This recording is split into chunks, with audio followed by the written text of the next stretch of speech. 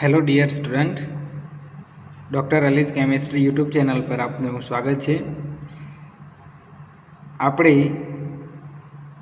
Last લેક્ચરમાં સવર્ગ સંયોજનો ચેપ્ટરની શરૂઆત કરેલી હતી। લાસ્ટ લેક્ચરમાં આપણે ચર્ચા કરી ચૂક્યા હતા કે દ્વિક્ષાર અને સંકીર્ણ સંયોજનો વચ્ચેનો શું તફાવત હોય છે, એ બંનેને કેવી રીતે પારખી શકાય અને વર્નરના સિદ્ધાંતની કેટલીક અભિધારણાઓ આપણે ચર્ચા કરી હતી। ઓકે, અને એના ઉપરથી પ્રાથમિક સંયોજકતા અને દ્વિતીયક સંયોજકતા વિશેની માહિતી પણ આપણે મેળવી હતી। ઓકે, આજે આપણે લેક્ચર નંબર 2માં સંકીર્ણ સંયોજનોને લગતા કેટલાક પદો જોવાના છે અને એના પછી આપણે લિગેન્ડનું વર્ગીકરણ પણ ચર્ચા કરવાની છે। ઓકે, તો શરૂઆત કરીએ લેક્ચર નંબર 2ની। કેટલાક પદો આપણે જોઈશું। સૌથી પહેલાં લિગાન્ડ। તો સંકીર્ણ સંયોજનોમાં લિગાન્ડ એટલે ઋણ આયન કે તટસ્થ પરમાણુ, ઋણ આયન કે તટસ્થ પરમાણુ કે જે મધ્યસ્થ ધાતુ આયનને ઇલેક્ટ્રોનનું દાન કરી સવર્ગ સહસંયોજક બંધ બનાવે છે, તેને લિગેન્ડ કહે છે। દાખલા તરીકે આપણે લઈ લઈએ NH3। ઓકે, હવે NH3માં નાઇટ્રોજન પાસે એક ઇલેક્ટ્રોન યુગ્મ રહેલું હોય છે, જેને આપણે લોન પેર ઓફ ઇલેક્ટ્રોન પણ કહીએ છીએ। તો એ NH3 જે છે એમાંથી નાઇટ્રોજન જે છે એ ધાતુ આયનને ઇલેક્ટ્રોનનું દાન કરશે। ઓકે, અને આ એક સવર્ગ સહસંયોજક બંધ બનાવશે। ઓકે, તો આ NH3 કે જે ઇલેક્ટ્રોનનું દાન કરે છે તેને લિગેન્ડ કહેવામાં આવે છે અથવા લિગાન્ડ કહેવામાં આવે છે। ઓકે, તો આવા ઘણા બધા લિગાન્ડ હોઈ શકે, ઋણ પણ હોઈ શકે, તટસ્થ પણ હોઈ શકે અને ક્યારેક રેર કેસમાં ધન પણ હોય છે। તે ઇલેક્ટ્રોનનું દાન કરતા હોવાથી તેમને લુઈસ બેઝ તરીકે ઓળખવામાં આવે છે। તેમને શું કહેવામાં આવે છે? Louis base. ઓકે, બીજા નંબરનું પદ છે મધ્યસ્થ ધાતુ આયન। જે ધાતુ આયન લિગેન્ડ પાસેથી ઇલેક્ટ્રોન મેળવીને સંકીર્ણ બનાવે એટલે કે સવર્ગ સહસંયોજક બંધ બનાવે તેને મધ્યસ્થ ધાતુ આયન કહે છે। તો આ કિસ્સામાં આપણે જોઈએ તો NH3 જે છે એ લિગેન્ડ થયો અને એ ધાતુ આયનને ઇલેક્ટ્રોન યુગ્મનું દાન કરે છે, તો આને કહેવાય મધ્યસ્થ ધાતુ આયન। તે ઇલેક્ટ્રોન મેળવે છે। અહીંયા આપણે M એટલે મેટલ ધાતુ અને L એટલે લિગાન્ડ। તો લિગાન્ડથી મેટલ તરફ એટલે ધાતુ તરફ ઇલેક્ટ્રોનનું દાન થતું હોવાથી અહીંયા દિશા લિગેન્ડથી ધાતુ તરફની હોય છે। ઓકે, તો આ સવર્ગ સહસંયોજક બંધની દિશા પણ આપણે યાદ રાખવાની છે, લિગેન્ડથી ધાતુ તરફની હોય છે। એના પછી આપણે જોઈએ સવર્ગાંક। ઓકે, શબ્દ બે શબ્દોથી જોડાયેલો છે, સવર્ગ અને આંક। સવર્ગ એટલે કોઓર્ડિનેશન અને આંક એટલે નંબર, કોઓર્ડિનેશન નંબર, જેને ટૂંકમાં CN પણ કહેવામાં આવે છે। Okay, coordination number. તો લિગેન્ડે ધાતુ આયન સાથે બનાવેલા સવર્ગ સહસંયોજક બંધની સંખ્યા। ઓકે, લિગેન્ડ ધાતુ આયન સાથે જેટલા સવર્ગ સહસંયોજક બંધ બનાવે તે સંખ્યાને કહેવામાં આવે છે સવર્ગાંક। હવે અહીંયા આ જે સવર્ગાંક જે છે એ ફિક્સ હોય છે કે અમુક વખતે 6 સવર્ગ સહસંયોજક બંધ બને છે, અમુક સમયે 4 પણ સવર્ગ સહસંયોજક બંધ બને, એ પ્રમાણે એનું મૂલ્ય જે છે એ ફિક્સ હોય છે। દાખલા તરીકે PtCl6 તો આમાં 6Cl 6 ઇલેક્ટ્રોન યુગ્મનું દાન પ્લેટિનમને કરે છે, એટલે એનો સવર્ગાંક થઈ જશે 6। એટલે આ 6Cl 6 સવર્ગ સહસંયોજક બંધ બનાવશે। ઓકે, એ જ પ્રમાણે NH3 નિકલ સાથે 6 સવર્ગ સહસંયોજક બંધ બનાવે છે, એટલે એનો સવર્ગાંક 6 થઈ જશે। એ જ પ્રમાણે C2O4 જે 3 છે, પરંતુ એક C2O4 ઓક્ઝેલેટ આયન જે છે એ 2 ઇલેક્ટ્રોન યુગ્મનું દાન કરે છે। ઓકે, કેટલા? 2 ઇલેક્ટ્રોન યુગ્મો, એટલે એક C2O4 જે છે C2O4 2- હોય છે, એટલે એક C2O4 2 ઇલેક્ટ્રોન યુગ્મનું દાન કરે, એટલે 2 × 3 6 થઈ જશે, એટલે કુલ સવર્ગાંક થઈ જશે 6। સહસંયોજક બંધ બને છે.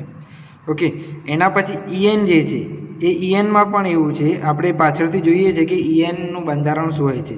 તો ઈએન પણ 2 ઇલેક્ટ્રોન યુગ્મનું દાન કરે છે, એટલે 2 ગુણ્યા 3 અથવા 3 દુ 6 થઈ જશે, એટલે 6 સવર્ગ સહસંયોજક બંધ બને. ઓકે, તો COEN થ્રાઇસ 3+ નો સવર્ગાંક થઈ જશે 6. ઓકે, એના પછી આપણે આગળનું પદ જોઈએ, સવર્ગ વર્તુળ. ઓકે, ચલો, સવર્ગ વર્તુળ એટલે શું?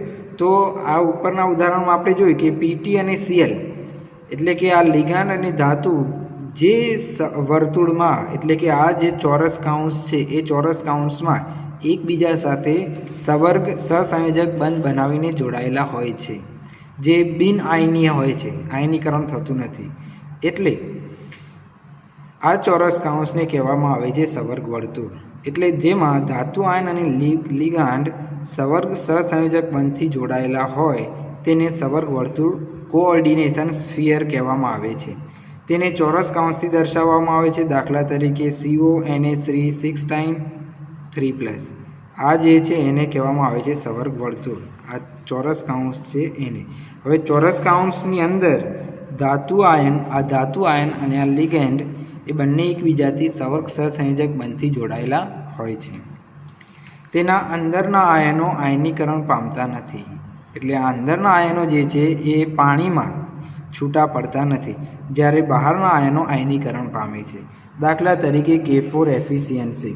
તો K4FeCN6નું આપણે જ્યારે જલીયકરણ કરીશું તો એમાંથી K+ આયનો 4 દૂર થઈ જશે, છૂટા પડશે, જ્યારે FeCN6 4- આ એક પૂરો એક આયન રહેશે.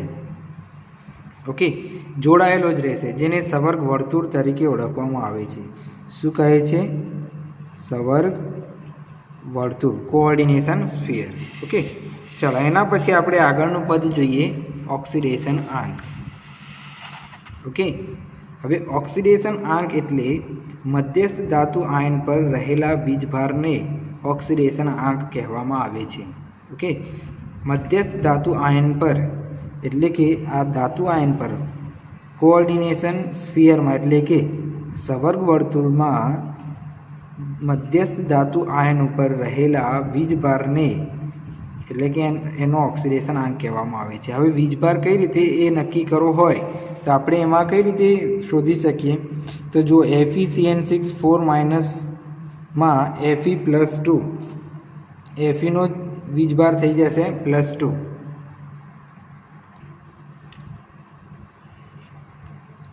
Feનો ઓક્સિડેશન આંક થઈ જશે +2. ઓક્સિડેશન આંક આપણે જે રીતે રેડોક્સ પ્રક્રિયાઓમાં શોધતા હતા એ રીતે જ આપણે શોધી શકીએ છીએ. Fe + 6Cn બરાબર -4. હવે 6Cn એટલે Feનો ઓક્સિડેશન આંક આપણે શોધવાનો છે, વીજભાર એનો શોધવાનો છે. 6Cn, Cn માઇનસ હોય એટલે -1 -4.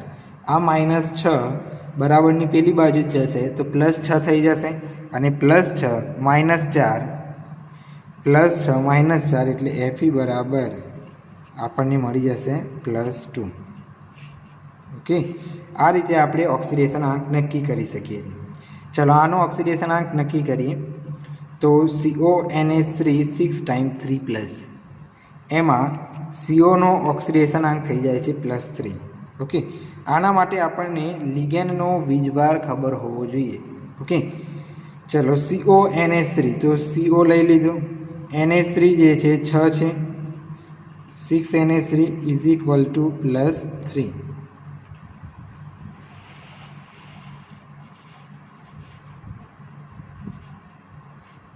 ઓકે, +3 આપણે લખી દીધા. હવે CO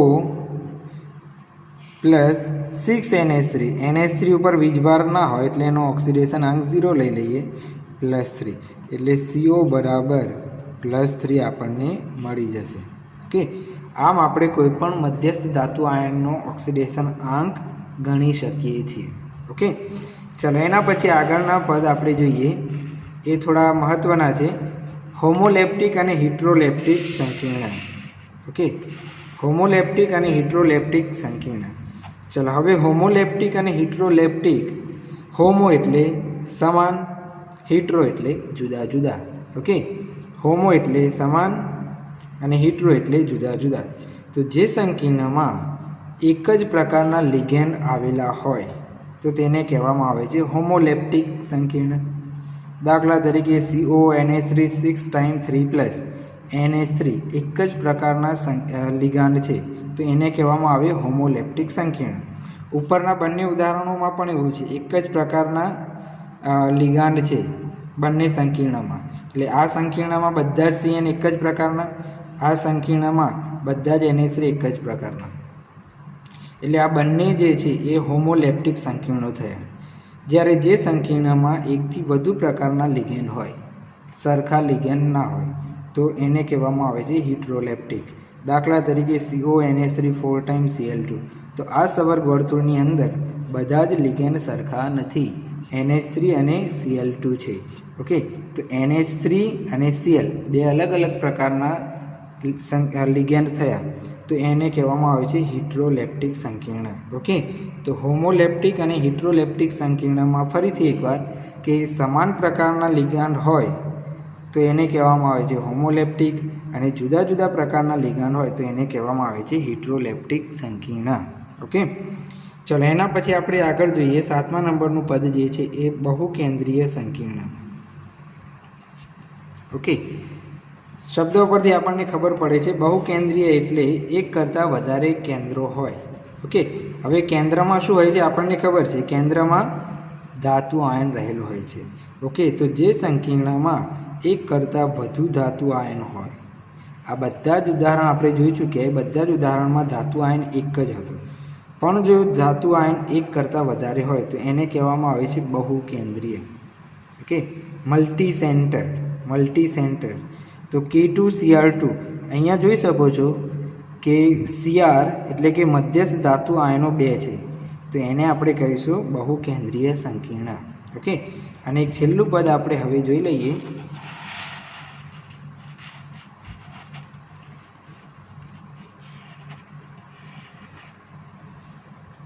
ઓકે,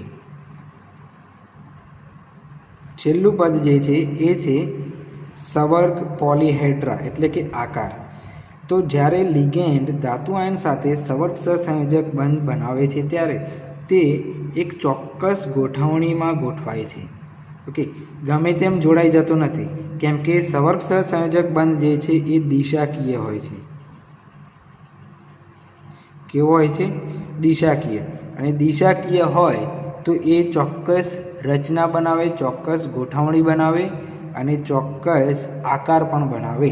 ઓકે, તો જે લિગેન્ડ જે છે એ ધાતુ આયન સાથે જોડાય છે ત્યારે ચોક્કસ પ્રકારના આકાર બનાવે છે.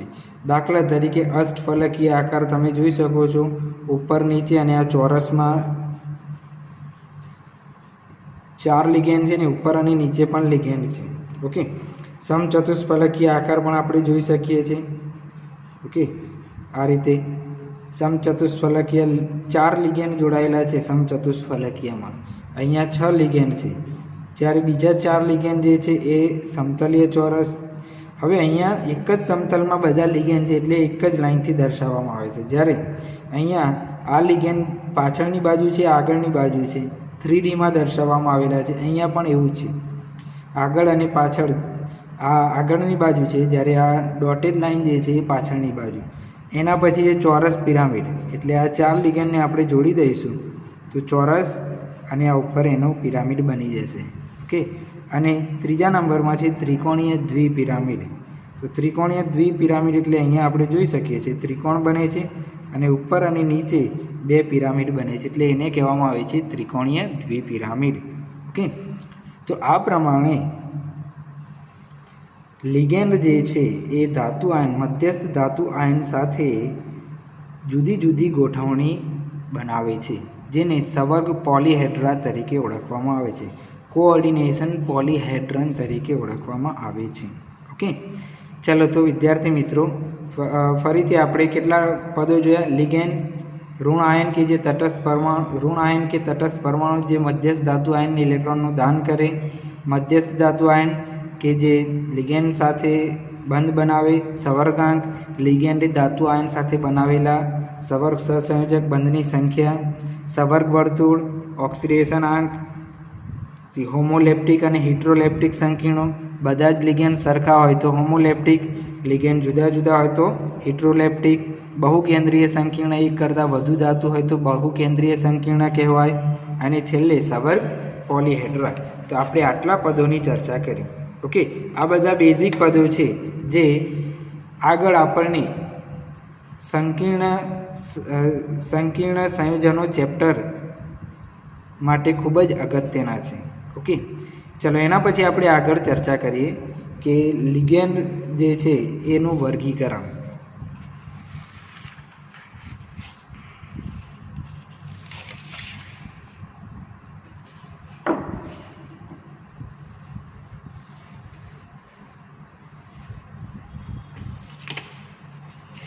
ઓકે, ચલો હવે આપણે ચર્ચા કરવાની છે લિગેન્ડનું વર્ગીકરણ.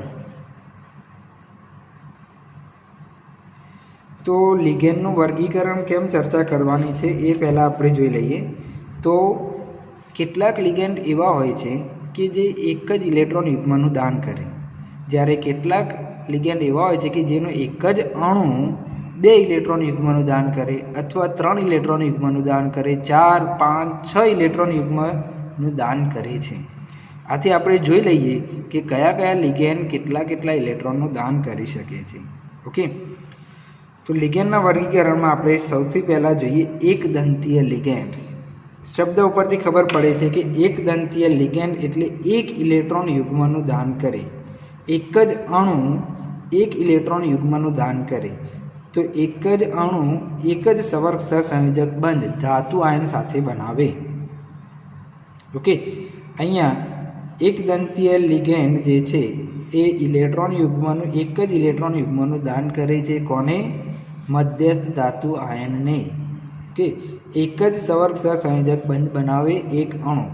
નેગેટિવ જે છે એટલે કે ઋણ એકદંતીય લિગેન્ડ જે છે X- એટલે halogen, Cn-, OH-, NO3-, NO2-, S2-. અચ્છા, હવે આ 3 જે છે ને એ થોડા અલગ છે. આપણે છે ને વીજભાર જોઈને ખુશ થઈ જઈએ અને કહી દઈએ કે ભાઈ આ તો S-2 છે એટલે 2 ઇલેક્ટ્રોન યુગ્મનું દાન કરી દેશે, આ N-3 છે એટલે 3 ઇલેક્ટ્રોન યુગ્મનું દાન કરી દેશે. પરંતુ વિદ્યાર્થી મિત્રો એવું હોતું નથી. આ જે છે S ભલે -2 ચાર્જ છે એના ઉપર વીજભાર છે, પણ એક જ ઇલેક્ટ્રોન યુગ્મનું દાન કરે છે. ઓક્સિજન અને સલ્ફર બંને એકબીજાના ભાઈ જ છે, એટલે બંને પર ભલે -2 ચાર્જ છે, પરંતુ બંને એક ઇલેક્ટ્રોન યુગ્મનું જ દાન કરે છે. N-3. ઓકે, એટલે N-3માં ભલે -3 ચાર્જ છે, પણ એ એક જ ઇલેક્ટ્રોન યુગ્મનું દાન કરે છે. આપણે આ વસ્તુ યાદ રાખવાની છે. ઓકે, ચલો હવે તટસ્થ લિગેન્ડ જે છે એ આપણે જોઈએ. એકદંતીય લિગેન્ડ તો H2Oમાં ઓક્સિજન ઉપર ભલે 2 ઇલેક્ટ્રોન યુગ્મો રહેલા હોય છે, પરંતુ એ એક જ ઇલેક્ટ્રોન યુગ્મનું દાન કરે છે. NH3માં નાઇટ્રોજન ઉપર ઇલેક્ટ્રોન યુગ્મ હોય છે, CO માં પણ હોય છે, ઓક્સિજન ઉપર NO માં પણ હોય છે. અને પિરિડીન એટલે આ રીતે બેન્ઝીન જેવું બંધારણ ધરાવે છે, જેમાં નાઇટ્રોજન ઉપર આ બંધકારક ઇલેક્ટ્રોન યુગ્મ હોય છે જે ઇલેક્ટ્રોનનું દાન કરે છે. એટલે એ પણ એકદંતીય તટસ્થ લિગેન્ડ છે. જ્યારે પોઝિટિવ એકદંતીય લિગેન્ડ જે છે એ છે NO+ અને NO2+, પરંતુ આ બધા જે છે રેર કેસમાં હોય છે. ઓકે, ચલો એના પછી આપણે આગળ વધીએ દ્વિદંતીય લિગેન્ડ. ઓકે, ચલો હવે દ્વિદંતીય લિગેન્ડમાં લિગેન્ડનો એક જ અણુ કે જે 2 ઇલેક્ટ્રોન યુગ્મનું દાન ધાતુ આયનને કરે છે તેને દ્વિદંતીય લિગેન્ડ કહેવામાં આવે છે. દ્વિદંતીય લિગેન્ડનો એક જ અણુ અથવા એક જ લિગાન્ડ ધાતુ આયન સાથે 2 સંવર્ગ બંધ બનાવે છે. ઓકે, એટલે કે એક જ દ્વિદંતીય લિગેન્ડ હશે તો 2 સહસંયોજક બંધ બનાવી દેશે. ઓકે, હવે એમાં આપણે જોઈએ તટસ્થ, તો CH2NH2 CH2NH2 જેને ઇથિલિન ડાયઅમાઇન કહેવામાં આવે છે. શું કહેવામાં આવે છે? ઇથિલિન ડાયઅમાઇન, જેને ટૂંકમાં EN વડે દર્શાવવામાં આવે છે. તો ઇથિલિન ડાયઅમાઇન EN જે છે એ દ્વિદંતીય લિગેન્ડ છે. એનું બંધારણ આ પ્રમાણે હોય છે. ફરીથી ઇથિલિન ડાયઅમાઇન EN, એના પછી છે PN પ્રોપિલિન ડાયઅમાઇન. હવે વિદ્યાર્થી મિત્રો અહીંયા PN યાદ રાખજો, પ્રોપિલિન ડાયઅમાઇન છે PN. ઓકે, તો CH2 પહેલા ને છેલ્લા કાર્બન પર NH2 જેમાં નાઇટ્રોજન ઉપર ઇલેક્ટ્રોન યુગ્મ હોય છે જે દાન કરે છે. ઓકે, એના પછી છે PHEN. ઓકે, તો PHEN જે છે ફિનાન્થ્રાઇલ, તો N જે છે આમાં જોઈ શકીએ છીએ આપણે કે આ જે નાઇટ્રોજન જે છે ઇલેક્ટ્રોન યુગ્મનું દાન કરે છે, એટલે એને ઓર્થોફિનાઇલ પણ કહેવામાં આવે છે. તો ઓર્થો PHEN પણ કહેવામાં આવે છે. તો જે PHEN છે એ પણ દ્વિદંતીય તટસ્થ લિગાન્ડ છે. અને ડાયપિરિડાઇલ DIPY એમાં પણ બે પિરિડિન જોડાયેલા હોય છે, એટલે એને ડાયપિરિડાઇલ કહેવામાં આવે છે. એમાં પણ બે નાઇટ્રોજન હોય છે જે ઇલેક્ટ્રોન યુગ્મનું દાન કરે છે, એટલે તટસ્થ દ્વિદંતીય લિગેન્ડ છે. ઓકે, એના પછી આપણે નેગેટિવ દ્વિદંતીય લિગેન્ડ જોઈએ તો C2O4 જેને ઓક્ઝેલેટો પણ કહેવામાં આવે છે, OX-2 તરીકે પણ ક્યારેક દર્શાવવામાં આવે છે. પછી છે SO4 અને CO3 ઓકે, આ ઓક્ઝેલેટો જે છે એનું બંધારણ આ રીતે છે, C ઓક્સિજન માઇનસ, આ બંને C જોડાયેલા હોય છે અને બીજો ઓક્સિજન દ્વિબંધથી જોડાયેલો હોય છે. અહીંયા જે બે ઓક્સિજન ઉપર ઋણ વીજભાર છે એ બંને ઇલેક્ટ્રોન યુગ્મનું દાન કરી દે છે. બીજા નંબરમાં છે ગ્લાયસાઇલ, એટલે આમાં પણ ઓક્સિજન માઇનસ અને આ NH2 જે છે એ ઇલેક્ટ્રોન યુગ્મનું દાન કરે છે, જેથી તે ઋણ દ્વિદંતીય લિગાન્ડ છે, જેને GLY તરીકે લખવામાં આવે છે. એના પછી છે ડાયમિથાઇલ ગ્લાયોક્સાઇમ, CH3C દ્વિબંધ N, CH3C દ્વિબંધ N. ઓકે, હવે અહીંયા પણ ઓક્સિજન માઇનસ જે છે એ ઇલેક્ટ્રોન યુગ્મનું દાન કરે છે અને નાઇટ્રોજન અથવા આ ઓક્સિજન પણ ઇલેક્ટ્રોન યુગ્મનું દાન કરી શકે છે. એટલા માટે ડાયમિથાઇલ ગ્લાયોક્સાઇમ પણ ઋણ દ્વિદંતીય લિગેન્ડ છે. અને આ બંને જે છે એ અસમિતીય છે, એટલે કે એક જ પ્લેનમાં રહેતા નથી, એક જ સમતલમાં રહેતા નથી. ઓકે, બંને અસમિતીય રીતે ધાતુ આયન સાથે જોડાય છે. ઓકે, એના પછી આપણે જોઈએ ત્રિદંતીય લિગેન્ડ. ઓકે, ત્રિદંતીય લિગેન્ડમાં ફરીથી વ્યાખ્યા બધાની કોમન જ હોય છે. એક લિગેન્ડ 3 ઇલેક્ટ્રોન યુગ્મનું દાન કરે છે, તેને ત્રિદંતીય લિગેન્ડ કહેવામાં આવે છે. 3 સવર્ગ સહસંયોજક બંધ બનાવે છે. ઓકે, કેટલા સવર્ગ સહસંયોજક બંધ બનાવે છે? 3. એક જ અણુ 3 સવર્ગ સહસંયોજક બંધ બનાવે. નેગેટિવમાં છે PO4 3-, જેનું બંધારણ આ રીતે છે, P દ્વિબંધ O, O-, અને O-. ઓકે, જ્યારે તટસ્થમાં 2 છે PTN. અચ્છા, આગળ આપણે દ્વિદંતીયમાં જોયું હતું એ PN હતું, પ્રોપિલિન ડાયઅમાઇન હતું. હવે આ પ્રોપિલિન ટ્રાયઅમાઇન છે. એમ આ 3 કાર્બન સાથે નાઇટ્રોજન NH2 જોડાયેલા હોય છે, એટલે આ 3 સવર્ગ સહસંયોજક બંધ બનાવે આ રીતે. તો આ PTN જે છે એ PTN પણ તટસ્થ ત્રિદંતીય લિગેન્ડ છે, યાદ રાખવાનું. ઓકે, અને બીજો છે ડાયઇન. ઓકે, તો હવે ડાયઇનમાં ટૂંકું નામ બોલું છું એનું, ડાયઇન. તો ડાયઇનમાં પણ અહીંયા NH છે, અહીંયા NH2 છે, જ્યારે અહીંયા પણ NH2 છે. તો આમ 3 નાઇટ્રોજન 3 ઇલેક્ટ્રોન યુગ્મનું દાન કરે છે. ઓકે, ચલો એના પછી આપણે આગળ ચર્ચા કરીએ ષટદંતીય લિગેન્ડ, હેક્ઝાડેન્ટેડ લિગેન્ડ. ઓકે, એટલે 6 ઇલેક્ટ્રોન યુગ્મનું દાન કરી દેશે. એક જ અણુ જે છે અથવા એક જ લિગેન્ડ 6 ઇલેક્ટ્રોન યુગ્મનું દાન કરે છે, જેને ષટદંતીય લિગેન્ડ તરીકે ઓળખવામાં આવે છે. એક જ લિગેન્ડ જે છે 6 સવર્ગ સહસંયોજક બંધ બનાવી દે છે.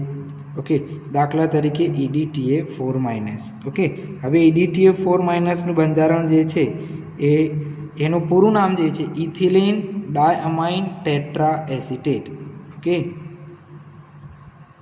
Ethylene diamine tetra acetate. Okay, તો CH2 એના સાથે જોડાયેલો NH2 આ બની ગયો ઇથિલિન ડાયઅમાઇન. એના સાથે જોડાયેલા છે ટેટ્રા એસિટેટ, એટલે 4 એસિટેટ લિગેન્ડ. ઓકે, હવે એસિટેટ લિગેન્ડ CH2 COO- અને બીજો H પણ નીકળી જશે એટલે CH2 COO-. અહીંયાથી પણ 2 H નીકળી જશે CH2 COO- અને CH2 COO-. આમ અહીંયાથી 1 2 3 4 5 અને 6 એટલે કે 2 નાઇટ્રોજન અને 4 ઓક્સિજન એ ઇલેક્ટ્રોન યુગ્મનું દાન કરે છે. અને આમ એક જ ઇથિલિન ડાયમાઇન ટેટ્રા એસિટેટ અણુ 6 સવર્ગ સહસંયોજક બંધ બનાવે છે. ઓકે, એના પછી આપણે આગળ જોઈએ કિલેટિંગ લિગાન્ડ. ઓકે, કિલેટિંગ લિગાન્ડ અથવા ચક્રીય લિગાન્ડ. કિલેટિંગ લિગાન્ડ અથવા ચક્રીય લિગાન્ડ તો જ્યારે બહુદંતીય લિગેન્ડ જેવા કે CO3-2- છે, PO4-3- છે, EN PTN બધા જ બહુદંતીય, ટૂંકમાં એક દંતીય ના હોય તેવા બધા જ બહુદંતીય લિગેન્ડ ધાતુ આયન સાથે જ્યારે જોડાય છે ત્યારે ચક્રીય રચના બનાવે છે, જેને કિલેટ સંયોજનો કહેવામાં આવે છે. અને આ પ્રકારના લિગેન્ડને કિલેટિંગ અથવા ચક્રીય લિગેન્ડ કહેવામાં આવે છે. દાખલા તરીકે EN ઇથિલિન ડાયમાઇન જે છે એ લઈએ આપણે, તો PT EN2+2 આ સંકીર્ણ છે. તો આ સંકીર્ણમાં આપણે જોઈ શકીએ છીએ કે નાઇટ્રોજન પ્લેટિનમ સાથે સવર્ગ સહસંયોજક બંધ બનાવે છે. તો આમ આ એક ચક્ર બની ગયું અને આ બીજું ચક્ર બની ગયું. તો આ રીતે ચક્રીય રચના બને છે એમને કિલેટ સંયોજનો કહેવામાં આવે છે. અને આ પ્રકારના લિગેન્ડની કિલેટિંગ લિગાન્ડ પણ કહેવામાં આવે છે. બીજા ઉદાહરણમાં જોઈએ તો CrPO4-3-. તો અહીંયા પણ PO4 જે છે એ ત્રિદંતીય લિગેન્ડ છે, 3 ઇલેક્ટ્રોન યુગ્મનું દાન કરે. ઓકે, તો અહીંયા આપણે જોઈ શકીએ છીએ આ એક ચક્ર બની ગયું, અહીંયા પણ ચક્ર બની ગયું. તો આ પ્રકારની ચક્રીય રચનાને કિલેટિંગ સંયોજનો કહેવામાં આવે છે. એના પછી આપણે આગળ જોઈએ એમ્બિડન્ટ લિગાન્ડ. ઓકે, આ એક થોડો મહત્વનો પ્રશ્ન છે કે કિલેટિંગ લિગેન્ડ જે છે એ સંકીર્ણની સ્થિરતા પણ વધારે છે, કેમ કે ચક્રીય રચના બનાવે છે. એટલા માટે ચક્રીય રચના બની જશે તો એમાં સંકીર્ણની સ્થિરતા વધી જશે અને સંકીર્ણ વધુને વધુ સ્થાયી બનશે. ઓકે, તો જ્યારે પણ બહુદંતીય લિગેન્ડ હોય તો એક દંતીય લિગેન્ડની સરખામણીમાં બહુદંતીય લિગેન્ડ જે છે એ વધુ સ્થાયી સંકીર્ણ આપે છે. ઓકે, આ થોડું આપણે મગજમાં રાખવાનું છે. ઓકે, એના પછી આપણે આગળ જોઈએ એમ્બિડન્ટ લિગાન્ડ. ઓકે, તો જે લિગેન્ડ 2 જુદા જુદા પરમાણુ દ્વારા ધાતુ આયન સાથે જોડાય એવા લિગેન્ડને એમ્બિડન્ટ લિગાન્ડ કહેવામાં આવે છે. ઓકે, ફરીથી જે લિગાન્ડ 2 જુદા જુદા પરમાણુ દ્વારા ધાતુ આયન સાથે જોડાય છે એવા લિગેન્ડને એમ્બિડન્ટ લિગાન્ડ કહેવામાં આવે છે. હવે જો NO2 જે છે એમાં આ NO2 જે છે એ નાઇટ્રોજન દ્વારા પણ ધાતુ આયન સાથે જોડાય અને ઓક્સિજન દ્વારા પણ ધાતુ આયન સાથે જોડાઈ શકે છે. આપણે અહીંયા જોઈ શકીએ છીએ કે જો આ NO2માં નાઇટ્રોજન ધાતુ આયન સાથે જોડાયેલો છે, જ્યારે એ જ NO2માં ઓક્સિજન ધાતુ આયન સાથે જોડાય છે. ઓકે, તો જ્યારે નાઇટ્રોજન જોડાય છે ત્યારે એને કહેવામાં આવે છે નાઇટ્રાઇટો N, અને જ્યારે ઓક્સિજન જોડાય છે ત્યારે નાઇટ્રાઇટો O કહેવામાં આવે છે. ઓકે, એ જ પ્રમાણે HCN- છે, થાયોસાઇનેટ છે. ઓકે, એમાંથી NCS થઈ જશે, સલ્ફર જોડાશે. ઓકે, જેને આઇસોથાયોસાઇનેટ પણ કહેવામાં આવે છે. એવા જ બીજા ઉદાહરણ છે CN-, NC-, CNO-, NCO-, okay, તો આમાં ઓક્સિજન જોડાશે ત્યારે આમાં નાઇટ્રોજન જોડાય. તો આમ એમ્બિડન્ટ લિગાન્ડ એટલે એક જ લિગાન્ડમાં બે જુદા જુદા પરમાણુઓ ધાતુ આયનને ઇલેક્ટ્રોનનું દાન કરીને એની સાથે સંવર્ગ સંયોજક બંધ બનાવી શકે છે. તો આવા લિગાન્ડને એમ્બિડન્ટ લિગાન્ડ પણ કહેવામાં આવે છે. આવો શબ્દ એમ્બિડન્ટ ન્યુક્લિયોફાઇલ તરીકે આગળ આવી ચૂકે છે. ઓકે, નવો નથી. ચલો હવે આગળ આપણે છેલ્લા ફ્લેક્સિડેન્ટેડ લિગેન્ડ વિશે ચર્ચા કરી લઈએ.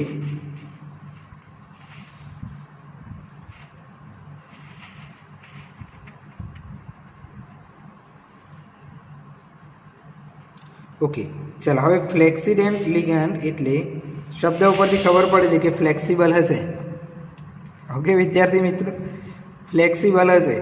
ફ્લેક્સિબલ એટલે કેવું કે એમના જોડે એક કરતાં વધુ ઇલેક્ટ્રોન યુગ્મો હોય પરંતુ પોતાની મરજી પ્રમાણે આપે. એટલે કે બધા જ ઇલેક્ટ્રોન યુગ્મો ન પણ આપે.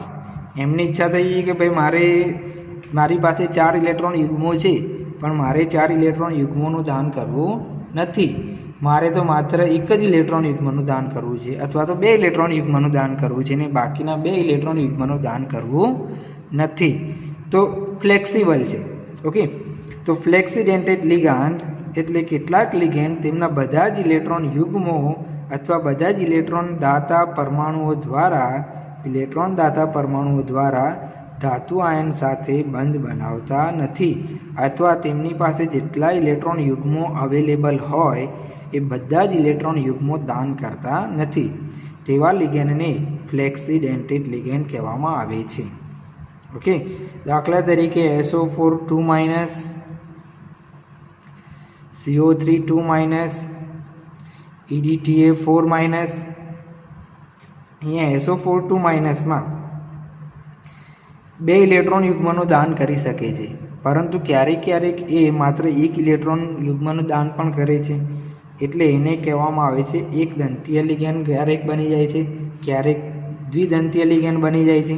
આપણે ઉદાહરણ જોઈએ તો CONH3 5 SO4, તો આના 5 અને આનું એક સંવર્ગ સહસંયોજક બંધ એટલે કુલ 6 સંવર્ગ સહસંયોજક બંધ બનવા જોઈએ.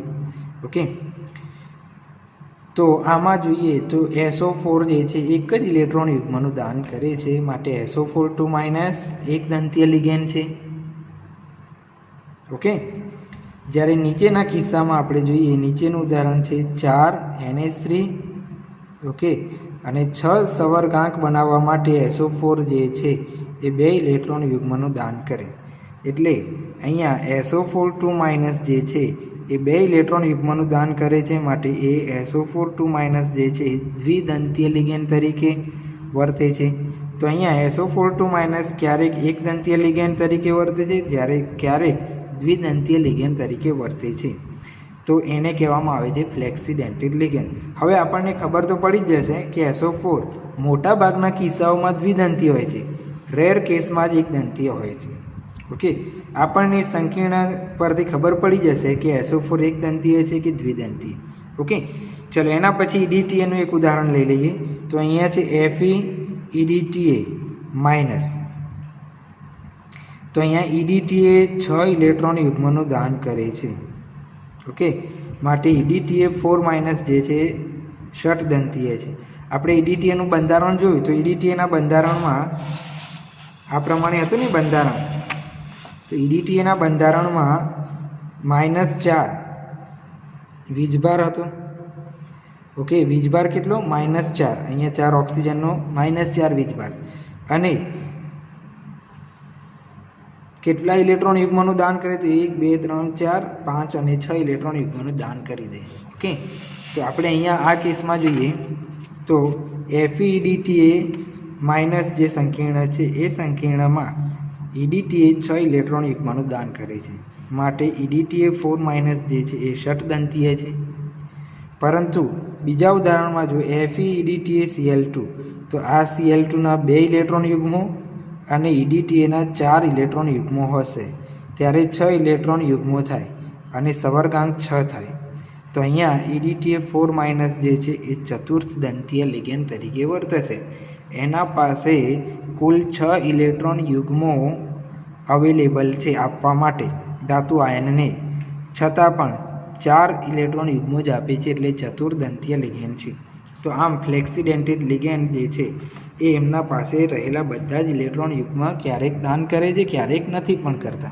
ઓકે, તો એકદંતીય લિગેન્ડ એટલે 1 ઇલેક્ટ્રોન યુગ્મનું દાન કરે, દ્વિદંતીય લિગેન્ડ એટલે 2 ઇલેક્ટ્રોન યુગ્મનું દાન કરે, ત્રિદંતીય લિગેન્ડ એટલે 3 ઇલેક્ટ્રોન યુગ્મનું દાન કરે, ચતુર્થદંતીય લિગેન્ડ એટલે 4 ઇલેક્ટ્રોન યુગ્મનું દાન કરે, પંચદંતીય લિગેન્ડ એટલે 5 ઇલેક્ટ્રોન યુગ્મનું દાન કરે, ષટદંતીય લિગેન્ડ એટલે 6 ઇલેક્ટ્રોન યુગ્મનું દાન કરે.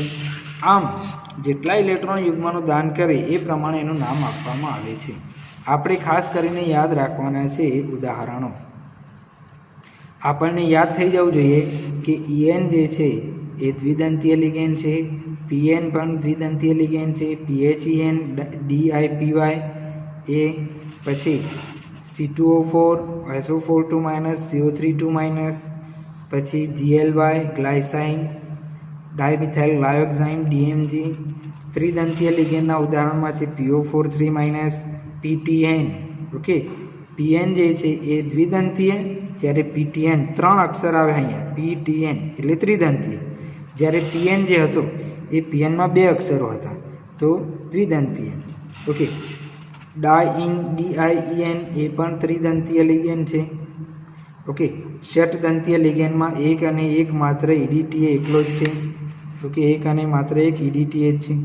ઓકે, પછી એકદંતીય લિગેન્ડ સિવાયના બધા જ લિગેન્ડ જે છે એ બહુદંતીય લિગેન્ડ કહેવાય, એટલે એ જે છે બધા જ કિલેટિંગ અથવા ચક્રીય લિગેન્ડ ગણાય છે અથવા કિલેટિંગ સંયોજનો બનાવે છે.